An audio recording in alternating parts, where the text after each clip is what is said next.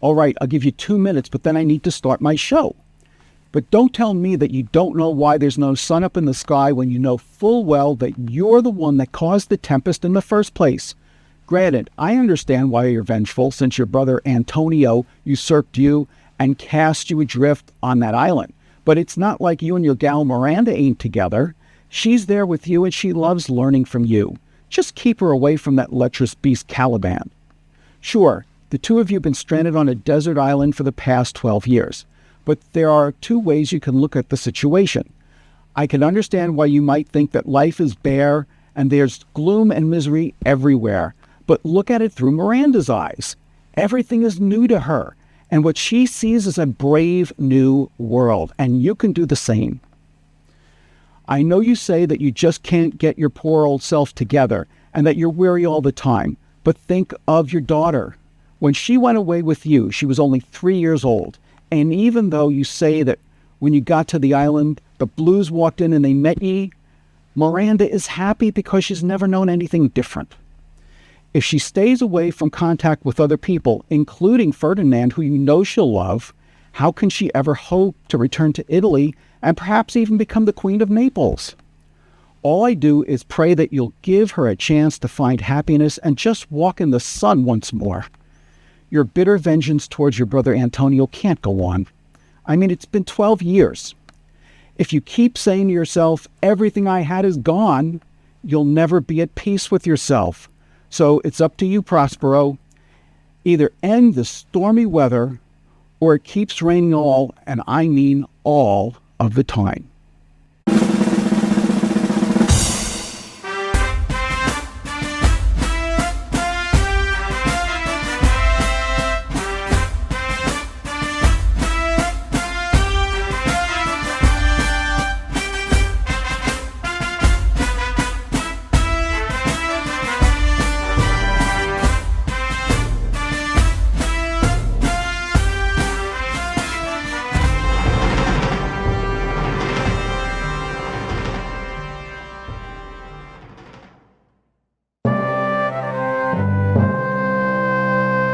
In the 2005 film Bewitched, Nicole Kidman plays a witch who marries a human, but only uses her magical powers for good.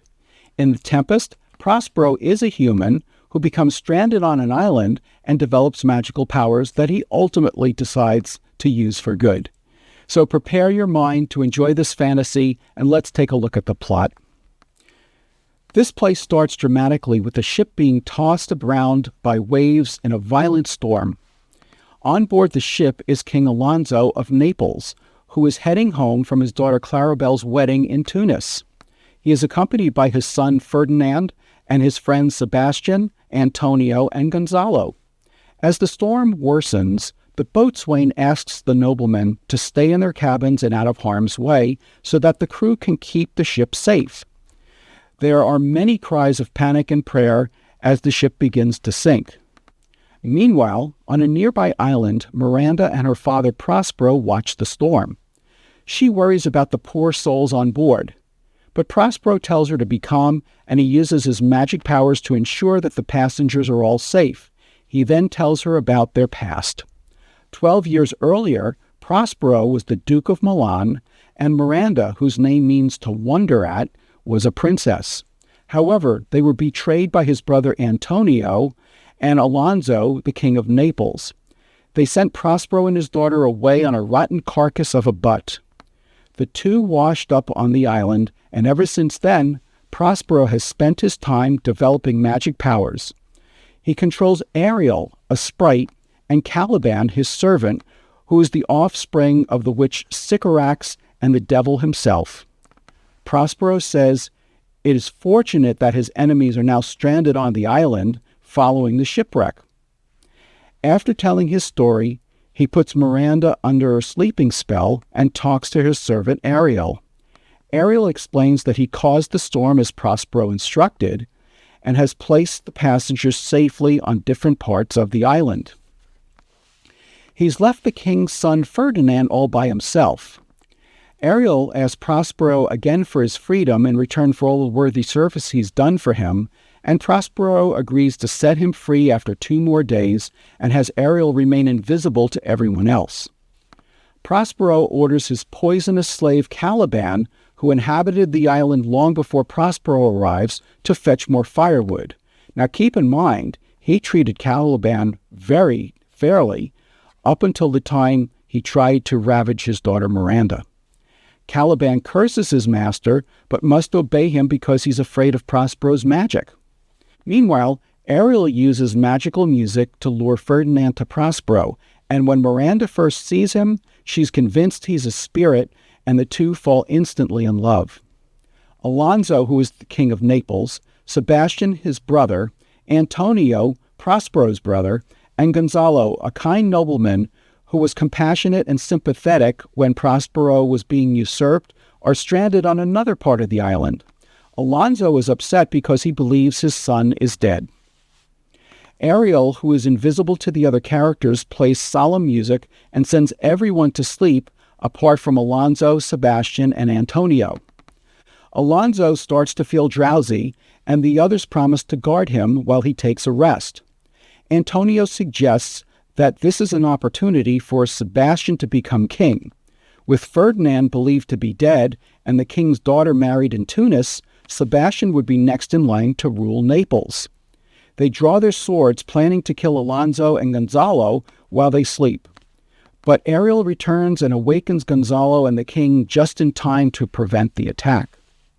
Meanwhile, Caliban is collecting wood and cursing Prospero as he does so. When Trinculo, the ship's jester, appears, Caliban hides under his cloak. Trinculo wonders whether the monster under the cloak is an islander. When the storm starts up again, he decides to take shelter under Caliban's cloak. Stefano, the ship's butler, arrives drunk and singing. He thinks the cloak hides a monster with 4 legs and pours wine into Caliban's mouth.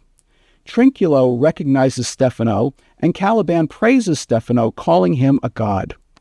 Caliban promises to show them all the best parts of the island and to serve them faithfully.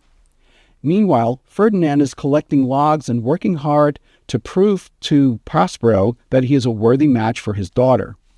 Miranda proposes marriage to Ferdinand, and he accepts.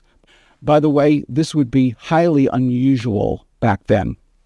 Trinculo, Caliban, and Stefano all get drunk. Caliban pledges his allegiance to Stefano and persuades him to kill Prospero and become lord of the island. They plot to approach Prospero during his afternoon nap and brain him after taking his books. Caliban says that Stefano could take Prospero's beautiful daughter as his queen of the island. Ariel overhears the plan and declares that he will tell his master. While Alonso and his party continue to search for Ferdinand, Prospero prepares an imaginary banquet for them.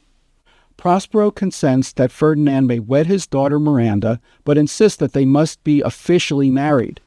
Prospero asks Ariel to bring all the spirits together and prepare a celebration for the couple.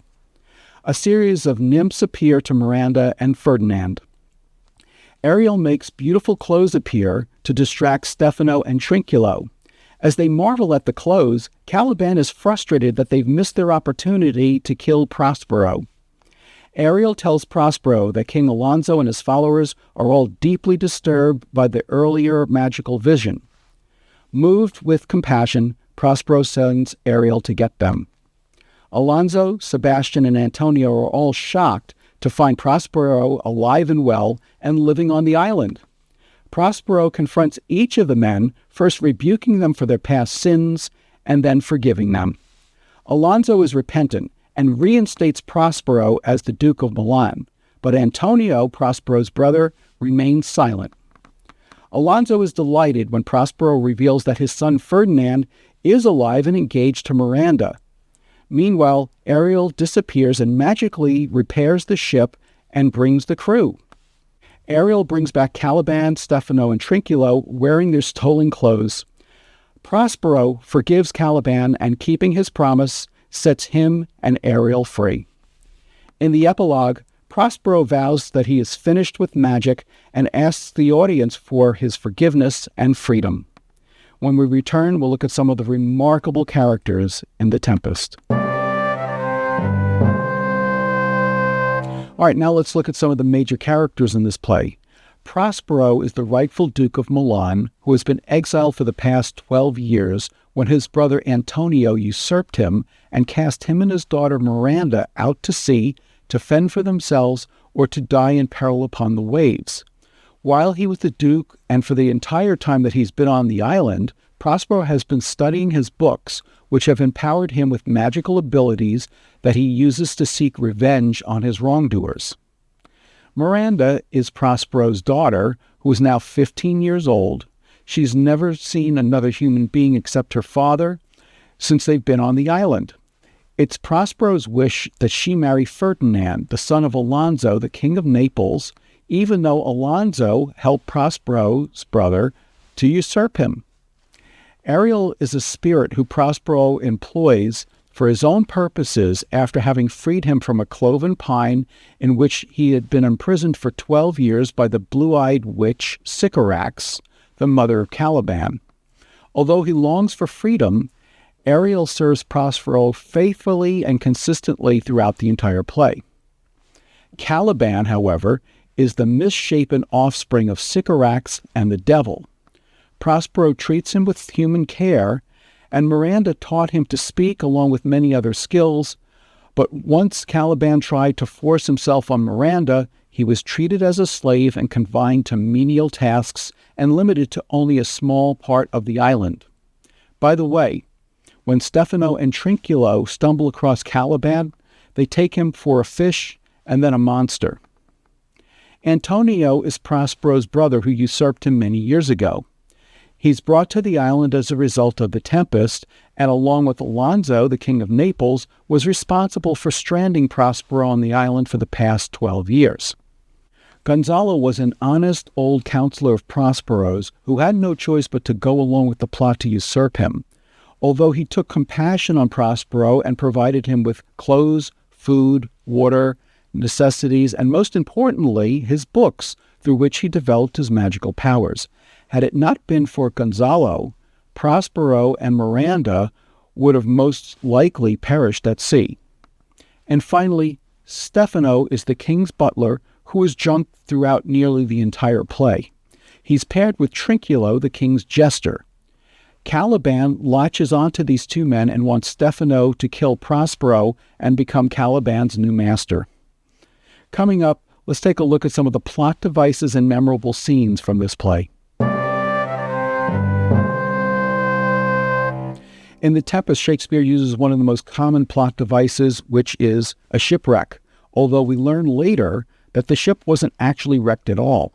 We've seen this plot device used in The Winter's Tale, The Merchant of Venice, Othello, Twelfth Night, and The Life and Death of King John.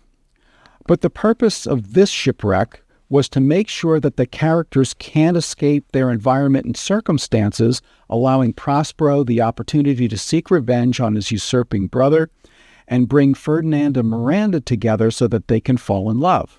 Which brings us to another common plot device, which is a father directing his daughter's courtship. Sometimes this works out well, as in Pericles, Prince of Tyre, with Thaisa and Pericles, or with Petruchio and Catherine in The Taming of the Shrew. But more often than not, paternal interference seems to backfire, as in Romeo and Juliet, Troilus and Cressida, A Midsummer Night's Dream, and Cymbeline. Shakespeare uses the game of chess to symbolize the character story as a chess game, with Prospero as the king and all the other players as his pawns. The game represents the king being destroyed and Prospero's power. In the final scene, Prospero reveals Ferdinand and Miranda playing chess, symbolizing that he has caught the king Alonso and reprimanded him for his treachery. The game also represents Ferdinand keeping his promise to remain a virgin until he officially marries Miranda. This is also a very memorable scene because it shows these two young people in love not jumping into bed with each other while they're unsupervised, but honoring Prospero's wishes instead. And speaking of memorable scenes, probably the most comical one is Stefano and Trinculo stumbling upon Caliban and mistaking him for a fish because of the way he smells and because of his appearance. The fact that they get him drunk and he can't wait to serve them only adds to the humor in this tragic comedy.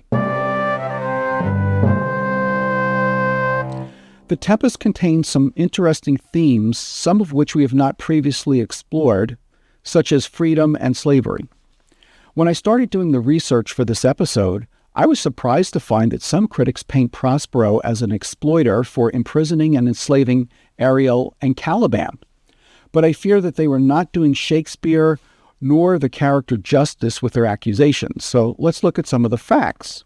First, Prospero and Miranda lost their freedom when his brother Antonio usurped them and set them adrift. Fortunately, they made their way to the island where they could survive, and Prospero continued to grow in his use of magic. Next, he rescued Ariel, who was imprisoned in a cloven pine by a witch.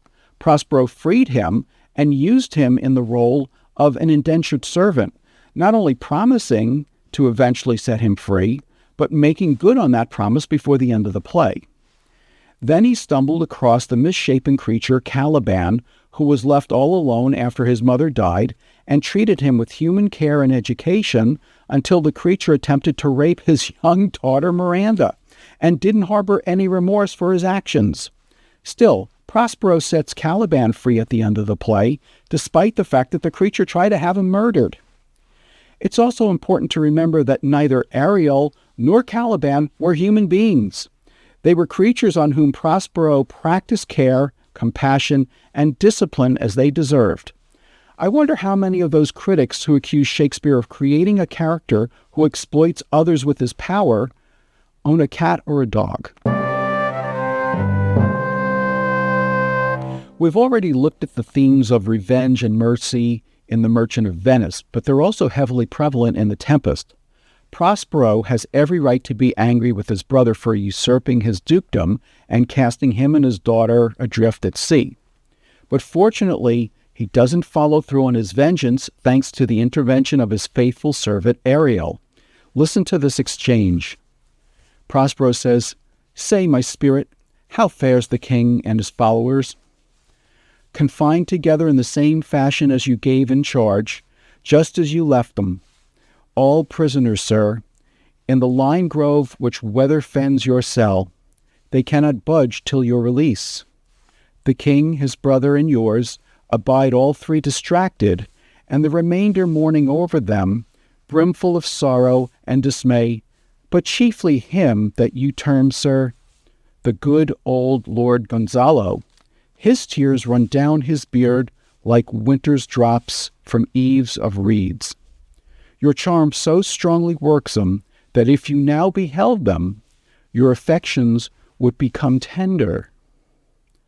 Dost thou think so, spirit? Mine would, sir, were I human. And mine shall, hath thou, which art but air, a touch, a feeling of their afflictions, and shall not myself, one of their kind, that relish all as sharply passion as they, be kindlier moved than thou art?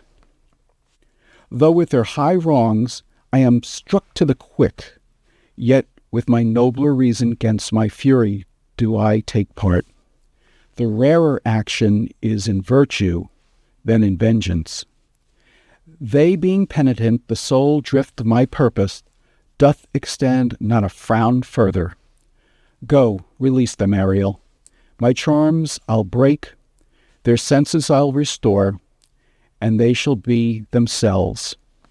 It's interesting that Shakespeare uses a spirit, Ariel, to remind Prospero of the importance of compassion and forgiveness. Also in Act 5, Scene 1, after Prospero decides to show mercy on his wrongdoers, he vows to abandon his magic.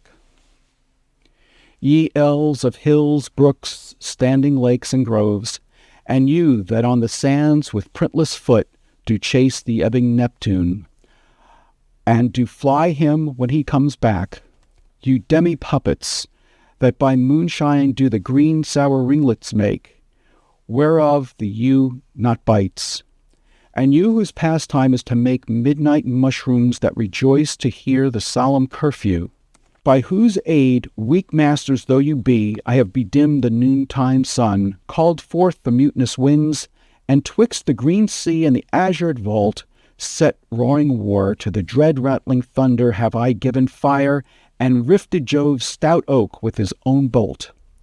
The strong base promontory have I made shake, and by the spurs plucked up the pine and cedar.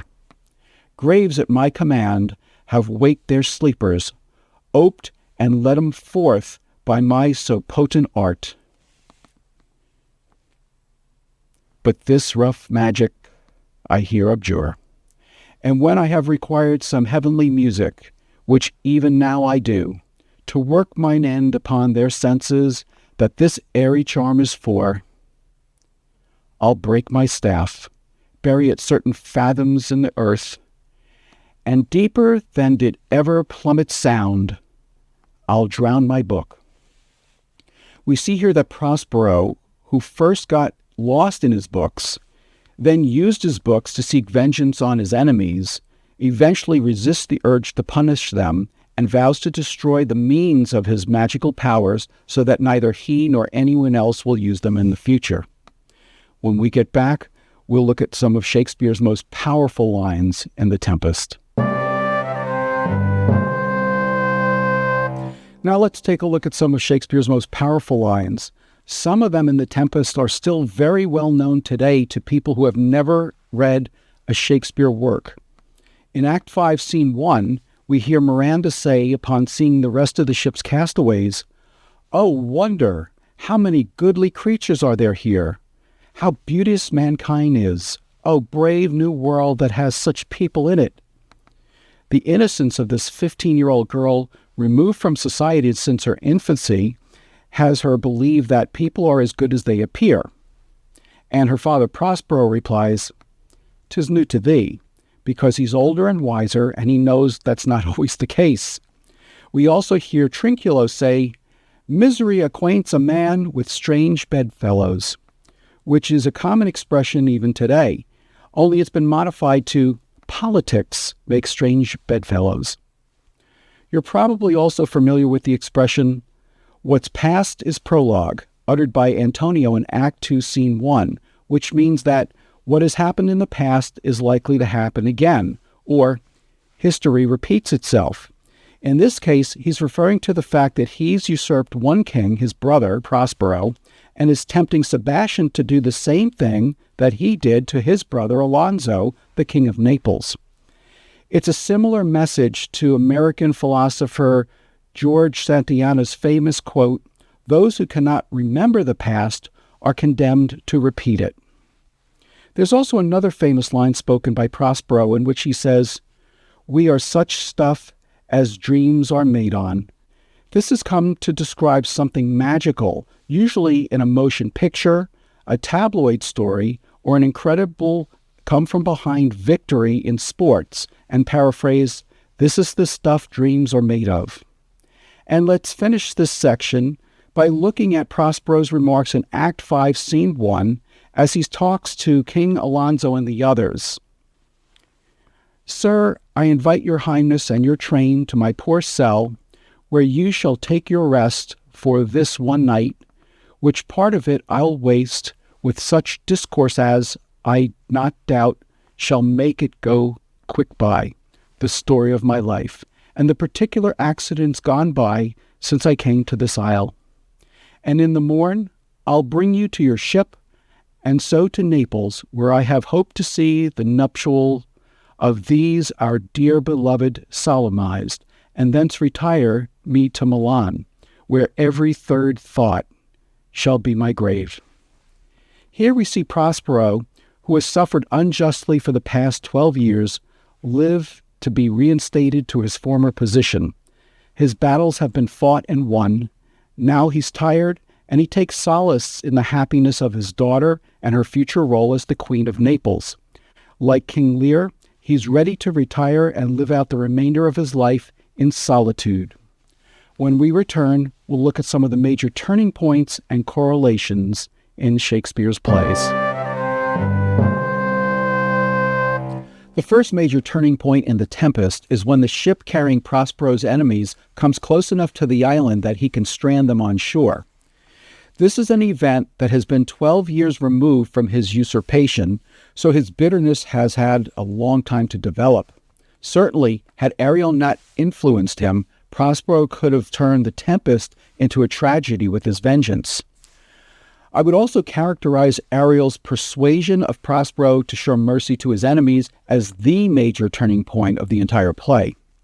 Now, let's look at some correlations to other Shakespeare plays. Gonzalo's speech about excelling in the Golden Age is very reminiscent of Duke Sr.'s speech about living in the Forest of Arden in As You Like It. Listen to what Gonzalo has to say in Act 2, Scene 1. "Seat you, sir, be merry. You have cause, so have we all, of joy, for our escape is much beyond our loss. Our hint of woe is common. Every day some sailor's wife, the masters of some merchant, and the merchant have just our theme of woe. But for the miracle, I mean our preservation, few in millions can speak like us. Then wisely, good sir, weigh our sorrow with our comfort." And then he begins to describe his perfect utopian society under his government. "In the Commonwealth, I would by contraries execute all things, for no kind of traffic would I admit, no name of magistrate, letters should not be known, riches, poverty, and the use of service, none. Contract, succession, born, bound of land, tilth, vineyard, none. No use of metal, corn, or wine, or oil, no occupation, all men idle. And all women too, but innocent and pure, no sovereignty. All things in common nature should produce, without sweat or endeavor, treason, felony, sword, pike, knife, gun, or need of any engine would I not have. But nature should bring forth of its own kind all foison, that's abundant harvest, all abundance to feed my innocent people. I would with such perfection govern, sir, to excel the Golden Age."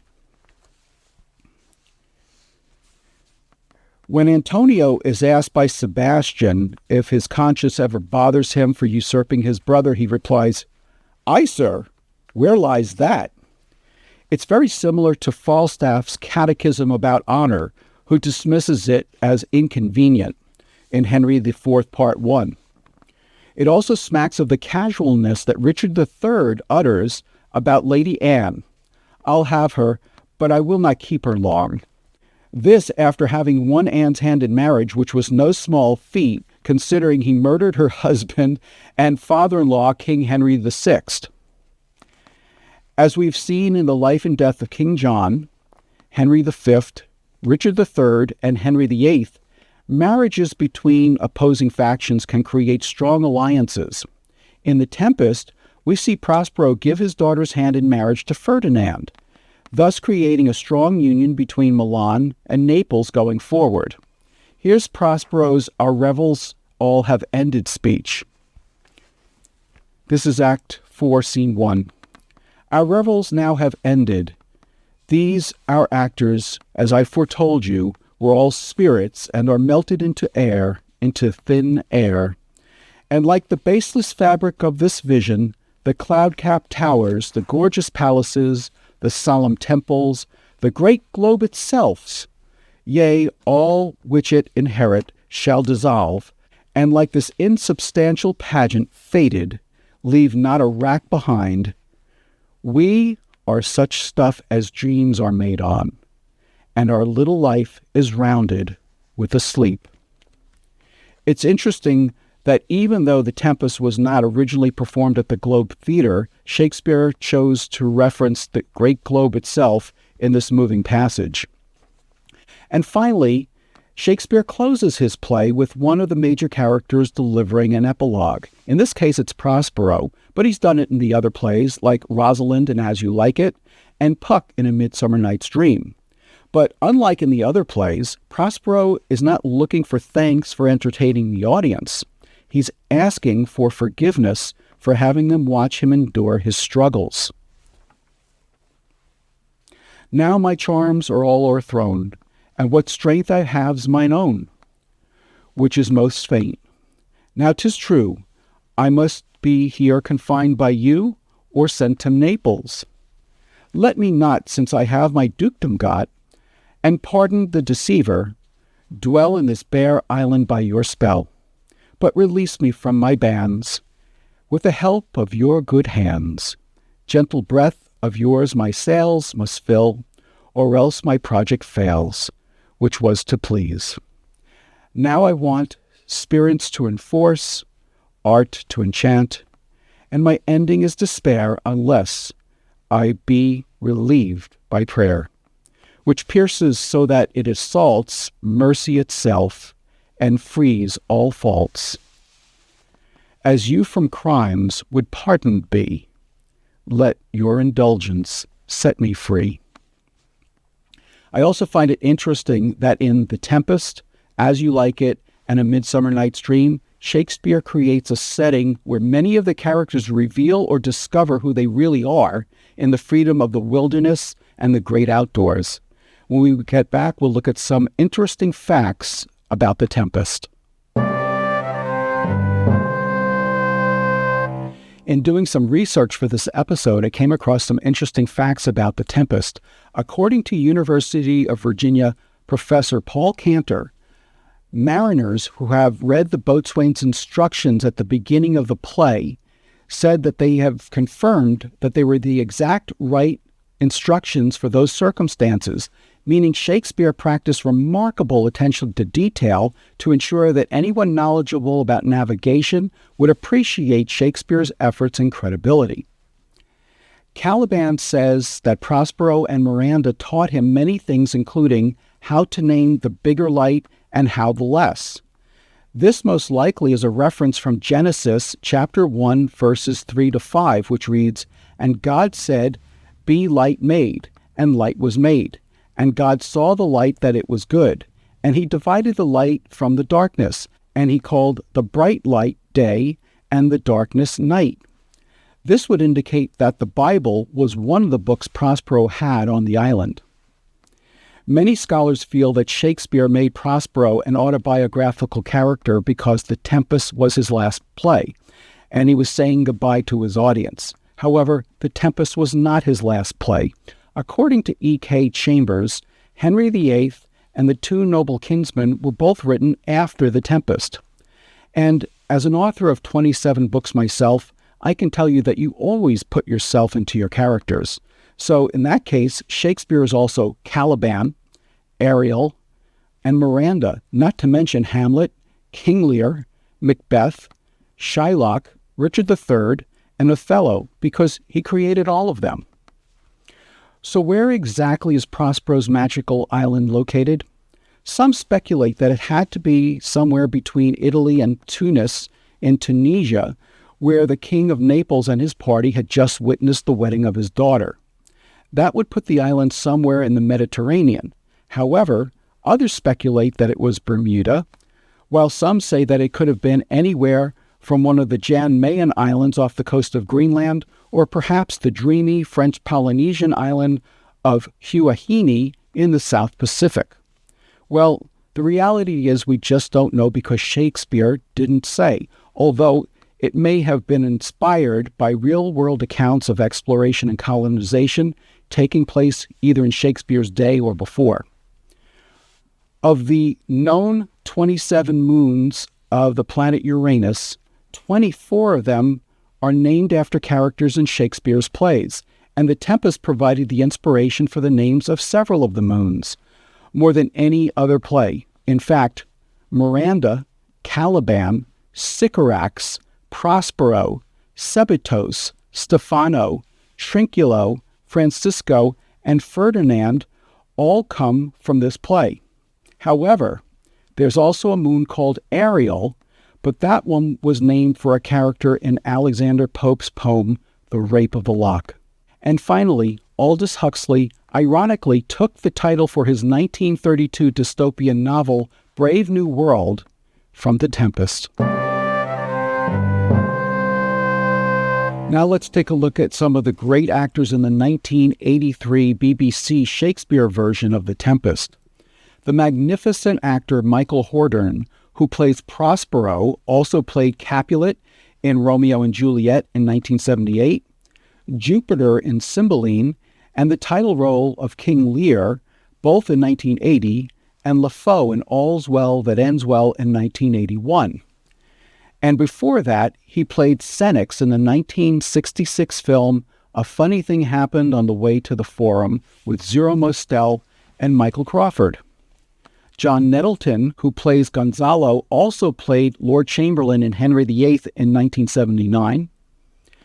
Pippa Gard, who plays Marina, also played Hermia in A Midsummer Night's Dream, and Diana in All's Well That Ends Well, both in 1981. Notably, in all three of these plays, the same actress was charged with guarding her virginity, modesty, and honor against the advances of unwanted aggressors. And ironically, Christopher Gard plays Ferdinand opposite his real-life cousin Pippa Gard, who plays his love interest Marina. Yet somehow, the two never kiss throughout the entire courtship. What will they think of next? Stay tuned for today's trivia challenge, which is called Daggers of the Mind. All right, now today's trivia challenge is called Daggers of the Mind. Shakespeare used daggers as very ominous portents of things to come. Name the play in which the following lines appear and who said them. Number 1, "O happy dagger, this is thy sheath, there rust, and let me die." Number 2, "Is that a dagger I see before me?" And number 3, "Hath no man's dagger a point for me?" When we get back, I'll have the answers for you as well as some relevant lessons from The Tempest. Okay, now let's see how you did. Today's trivia challenge was Daggers of the Mind. Name the play in which the following lines appear and who said them. Number 1, "O happy dagger, this is thy sheath, there rust and let me die." That was Juliet in Romeo and Juliet. Number 2, "Is that a dagger I see before me?" That was Macbeth from Macbeth. And number 3, "Hath no man's dagger here a point for me?" That was Leonato from Much Ado About Nothing. Now, let's take a look at some of the relevant lessons from The Tempest. First, seek personal and professional balance. Although Antonio was wrong for usurping his brother, Prospero has to bear some of the responsibility because he relinquished the leadership that he had to his brother and spent all of his time with his nose in his books. If you're a leader, make sure that you're putting those you serve ahead of your own self-interests. Second, to whom much is given, much is expected. Prospero wielded his power to create the tempest and strand the ship's occupants so that he could seek retribution. Fortunately, we see that he was moved by Ariel's entreaty for compassion, and he had a change of heart about punishing his brother.